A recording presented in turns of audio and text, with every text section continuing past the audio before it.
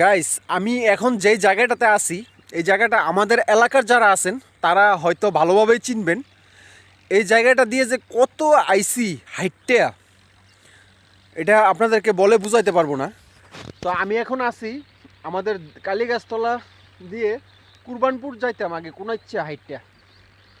তো হঠাৎ করে এখন একটু কুরবানপুর যাইতেছি একটা প্রয়োজনে, তো চিন্তা করলাম যে এদিক দিয়ে হাইটটা যাই। তো যারা আমাদের গ্রামের আছেন আমাদের এলাকার আছেন তারা হয়তো চিনবেন। এই জায়গাটা দিয়ে এই এরি খেতে লাইল দিয়ে যে কত হাইটে গেছে, ওই যে আমাদের বট গাছ আর ওই যে আমাদের বুচ্চু গ্রামগুলো দেখা যায়, ওই যে আমাদের বট গাছ এদিক দিয়ে কোন আসছে হাইটটা, এদিক দিয়ে গিয়ে এই যে কুরবানপুরে ওই যে একটা ডিপ আসিল এনে, ছোটোবেলা থেকে দেখতাম ডিপটা, ওই যে ডিপটা দেখা যায়।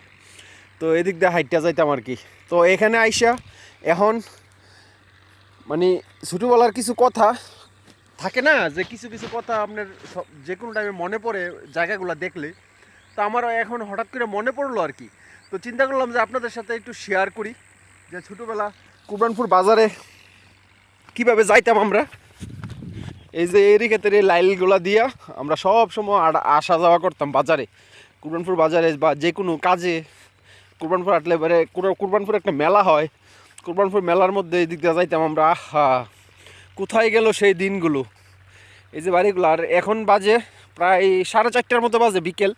তো দেখেন না কুয়াশার অবস্থা দেখেন। আর এদিকে একটু কুয়াশা থাকারও কারণ আছে, ওই দিক দিয়ে কিছু জমিতে ওই যে কিছু ফ্যান আটানা এগুলো আছে, এগুলো ধুমা দিয়ে রাখছে, তো তার জন্য কুয়াশাটা একটু বেশি দেখা যাইতেছে।